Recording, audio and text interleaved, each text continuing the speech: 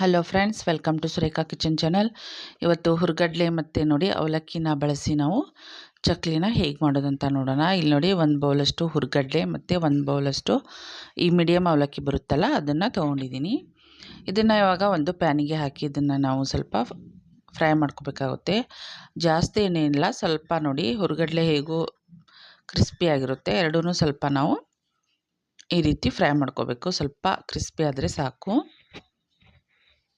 ನೋಡಿ, ಇವಾಗ ಇದು ಫ್ರೈ ಆಗಿದೆ, ಇಷ್ಟ ಆದರೆ ಸಾಕು. ಇದನ್ನು ಒಂದು ಪ್ಲೇಟಿಗೆ ಇವಾಗ ತೆಗೆದಿಟ್ಕೊಂಡಿದ್ದೀನಿ.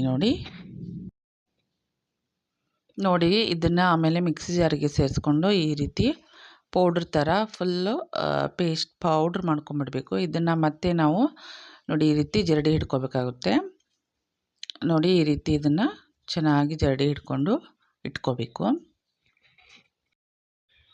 ಇವಾಗ ನೋಡಿ ಎರಡೂ ಜರಡಿ ಹಿಡಿದಾದ್ಮೇಲೆ ನಾವು ಯಾವ ಬೌಲಲ್ಲಿ ನಾವು ಹುರ್ಗಡ್ಲೆ ಮತ್ತು ಅವಲಕ್ಕಿನ ತೊಗೊಂಡಿದ್ವಲ್ಲ ಅದೇ ಬೌಲಲ್ಲಿ 2 ಬೌಲಷ್ಟು ನಾವು ಅಕ್ಕಿ ಹಿಟ್ಟನ್ನು ಸೇರಿಸ್ಕೋಬೇಕು. ನೋಡಿ ಕರೆಕ್ಟಾಗಿ 2 ಬೌಲಷ್ಟು ನಾನು ಇಲ್ಲಿ ಅಕ್ಕಿ ಹಿಟ್ಟನ್ನು ಸೇರಿಸ್ಕೊಂಡಿದ್ದೀನಿ. ನೀವು ಪ್ಯಾಕೆಟ್ದು ಅಕ್ಕಿ ಹಿಟ್ಟನ್ನು ಬಳಸ್ಬೋದು, ಯಾವುದಾದ್ರೂ ಬಳಸ್ಬೋದು. ನೋಡಿ ಇವಾಗ ಇದನ್ನು ಎಲ್ಲ ಚೆನ್ನಾಗಿ ಒಂದು ಸಾರಿ ಮಿಕ್ಸ್ ಮಾಡ್ಕೊಂಡ್ಬಿಡೋಣ. ನೋಡಿ ಈ ರೀತಿ. ಇವಾಗ ನೋಡಿ ಅರ್ಧ ಬೌಲಷ್ಟು ನಾವು ಇಲ್ಲಿ ಎಣ್ಣೆನ ಬಿಸಿ ಮಾಡೋಕ್ಕೆ ಇಡಬೇಕಾಗುತ್ತೆ. ಇದು ಇವಾಗ ಚೆನ್ನಾಗಿ ಕಾಯಬೇಕು. ಬನ್ನಿ ಅಲ್ಲಿವರೆಗೂ ಇಲ್ಲಿ ನಾವು ಹಿಟ್ಟಿಗೆ ಅರಿಶಿನ ಸ್ವಲ್ಪ ಇಲ್ಲಿ ಸೇರಿಸ್ಕೊರೋಣ. ಮತ್ತು ನೋಡಿ 1 ಟೇಬಲ್ ಸ್ಪೂನಷ್ಟು ಬಿಳಿ ಎಳ್ಳನ್ನು, ಅಜ್ವೈನ ಒಂದು 1/4 ಟೇಬಲ್ ಸ್ಪೂನಷ್ಟು, ಜೀರಿಗೆನ ಇಲ್ಲಿ ಒಂದು 1/4 ಟೇಬಲ್ ಸ್ಪೂನಷ್ಟು ಸೇರಿಸ್ಕೊತಾ ಇದ್ದೀನಿ. ನೆಕ್ಸ್ಟು ಇಂಗನ್ನು ಸ್ವಲ್ಪ ಇಲ್ಲಿ ಸೇರಿಸ್ಕೋಬೇಕು, ಚೆನ್ನಾಗಿರುತ್ತೆ ಟೇಸ್ಟ್ ಕೂಡ. ನೋಡಿ ಇವಾಗ ಇಲ್ಲಿ ಅಚ್ಕಾರದ ಪೌಡ್ರ್ ನಾನು ಇಲ್ಲಿ 2.5 ಸ್ಪೂನಷ್ಟು ನಾನು ಇಲ್ಲಿ ಅಚ್ಕಾರದ ಪೌಡ್ರನ್ನ ಸೇರಿಸ್ಕೊತಾ ಇದ್ದೀನಿ. ನಿಮಗೆ ಖಾರಕ್ಕೆ ಅನುಗುಣವಾಗಿ ನೀವು ಇಲ್ಲಿ ಅಚ್ಕಾರದ ಪೌಡ್ರನ್ನ ಸೇರಿಸ್ಕೋಬೋದು. ಕೊನೆಯದಾಗಿ ರುಚಿಗೆ ತಕ್ಕಷ್ಟು ಉಪ್ಪನ್ನು ಸೇರಿಸ್ಕೊರೋಣ. ಇವಾಗ ಇಲ್ಲಿ ಧನಿಯಾ ಪೌಡ್ರನ್ನ ಸ್ವಲ್ಪ ಇಲ್ಲಿ ನಾನು ಒಂದು 1/4 ಟೇಬಲ್ ಸ್ಪೂನಷ್ಟು ಇವಾಗ ಸೇರಿಸ್ಕೊತಾ ಇದ್ದೀನಿ. ಇವಾಗ ನೋಡಿ ಎಲ್ಲನೂ ಒಂದು ಸಾರಿ ಚೆನ್ನಾಗಿ ಈ ರೀತಿ ಮಿಕ್ಸ್ ಮಾಡ್ಕೊರೋಣ. ನೋಡಿ ಈ ಥರ ಇದನ್ನು ಎಲ್ಲ ಚೆನ್ನಾಗಿ ಮಿಕ್ಸ್ ಮಾಡಬೇಕು. ಆಮೇಲೆ ನೋಡಿ ಈ ರೀತಿ ಒಂದು ಸಾರಿ ಖಂಡಿತ ಟ್ರೈ ಮಾಡಿ ನೋಡಿ, ಕ್ರಿಸ್ಪಿಯಾಗಿ ತುಂಬಾ ಚೆನ್ನಾಗಿರುತ್ತೆ.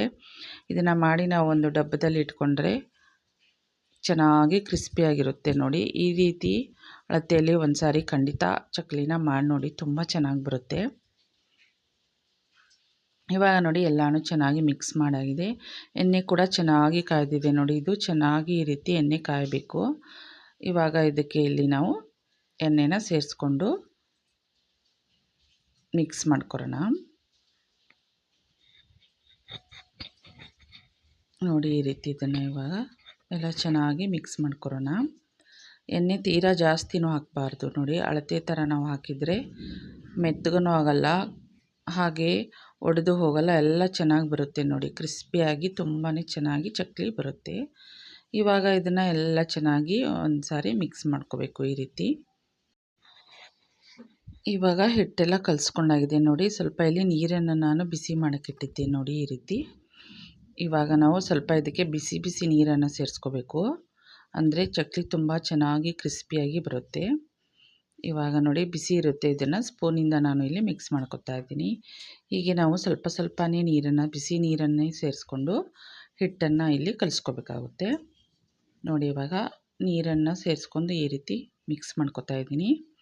ಇದು ಬಿಸಿ ಇರುತ್ತೆ, ಸ್ವಲ್ಪ ನಿಧಾನಕ್ಕೆ ಮಾಡ್ಕೋಬೇಕು. ಇಲ್ಲಿ ನೋಡಿ ಹಿಟ್ಟನ್ನು ನಾನು ಎಲ್ಲ ಚೆನ್ನಾಗಿ ಈ ರೀತಿ ಕಲಸಿ ಇಟ್ಕೊಂಡಿದ್ದೀನಿ. ನೋಡಿ ಈ ರೀತಿ ಇಷ್ಟು ಸಾಫ್ಟ್ ಆಗಿದ್ದರೆ ಸಾಕು.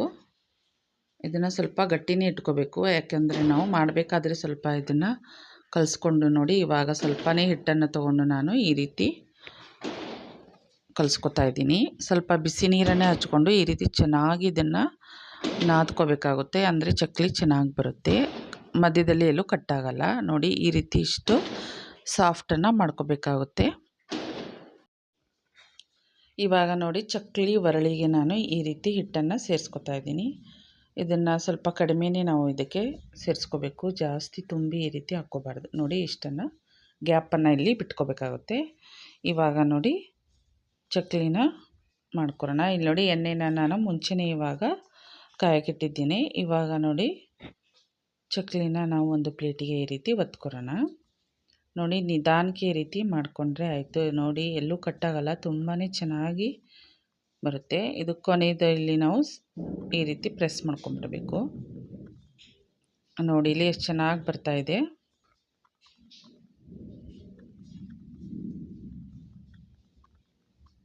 ನೋಡಿ ಇಲ್ಲಿ ಮತ್ತೆ ಇಲ್ಲಿ ನಾನು ಚಕ್ಲಿನ ಹಾಕಿ ತೋರಿಸ್ತಾ ಇದ್ದೀನಿ. ನೋಡಿ ಇದೇ ರೀತಿ 4 ಇಲ್ಲಿ ಚಕ್ಲಿನ ನಾನು ಹಾಕಿ ಇಟ್ಕೊಂಡಿದ್ದೀನಿ. ನೋಡಿ ಈ ಥರ. ನೋಡಿ ಎಣ್ಣೆನ ಕಾಯಕ್ಕಿಟ್ಟಿದ್ವಿ, ಇವಾಗ ಅದು ಕಾಯ್ದಿದೆಯೋ ಇಲ್ಲ ಅಂತ ಚೆಕ್ ಮಾಡ್ಕೊರೋಣ. ನೋಡಿ ಈ ರೀತಿ ಇದು ಹಾಕಿದ ತಕ್ಷಣ ಈ ರೀತಿ ಬಬಲ್ಸ್ ಬರಬೇಕು ಮತ್ತು ಮೇಲ್ಗಡೆ ಬರಬೇಕು, ಅಂದರೆ ಎಣ್ಣೆ ಕಾಯ್ದಿದೆ ಮೀಡಿಯಮ್ ಆಗಿ ಅಂತ. ನೋಡಿ ಇವಾಗ ಎಣ್ಣೆ ಎಲ್ಲ ಕಾಯ್ದಿದೆ. ಇದಕ್ಕೆ ನಾವು ಒಂದೊಂದಾಗಿ ಚಕ್ಲಿನ ಇಲ್ಲಿ ಸೇರಿಸ್ಕೊರೋಣ. ನೋಡಿ ಇಲ್ಲಿ ಎಷ್ಟು ಚೆನ್ನಾಗಿ ಇದನ್ನು ನಾವು ಈಸಿಯಾಗಿ ಮಾಡ್ಕೋಬೋದು, ಹಾಗೆ ಕ್ರಿಸ್ಪಿಯಾಗಿ ಕೂಡ ಚೆನ್ನಾಗಿ ಬರುತ್ತೆ. ನೋಡಿ ದಿಢೀರಾಗಿ ನಾವು ಈ ರೀತಿ ಚಕ್ಲಿನ ಮಾಡ್ಕೋಬೋದು, ಯಾವುದೇ ಹಿಟ್ಟನ್ನು ಬೇಯಿಸ್ಬೇಕಂತಿಲ್ಲ ಏನಿಲ್ಲ. ನೋಡಿ ನೋಡಿ ಮೊದಲಿಗೆ ಹಾಕಿದ ತಕ್ಷಣ ಇದನ್ನು ನಾವು ಮೀಡಿಯಮ್ ಫ್ಲೇಮಲ್ಲಿ ಇಟ್ಕೊಂಡು ಹಾಗೆ ಬಿಡಬೇಕು. ಇದನ್ನು ಇವಾಗ ನೋಡಿ 1-2 ನಿಮಿಷ ಆದಮೇಲೆ ನಾವು ಸ್ಪೂನಿಂದ ಈ ರೀತಿ ಇದನ್ನು ತಿರ್ಸಿ ಹಾಕ್ಕೋಬೇಕು. ಆಮೇಲೆ ನೋಡಿ ಇದನ್ನು ನಾವು ಮೀಡಿಯಮ್ ಫ್ಲೇಮಲ್ಲಿನೇ ಇದನ್ನು ಕರ್ಕೋಬೇಕಾಗುತ್ತೆ. ಹೈ ಫ್ಲೇಮಲ್ಲಿ ಇದನ್ನು ನಾವು ಚಕ್ಲಿ ಎಲ್ಲ ಕರೆದ್ಬಿಟ್ರೆ ತುಂಬ ಮೆತ್ತಗಾಗ್ಬಿಡುತ್ತೆ.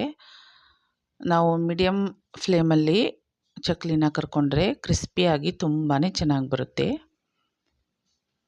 ನೋಡಿ ಇವಾಗ ಇದನ್ನು ಫ್ಲೇಮಲ್ಲಿ ಮೀಡಿಯಮ್ ಫ್ಲೇಮಲ್ಲಿ ನಾವು ಈ ರೀತಿ 2 ಬದಿ ಚೆನ್ನಾಗಿ ಇದನ್ನು ಫ್ರೈ ಮಾಡ್ಕೋಬೇಕು.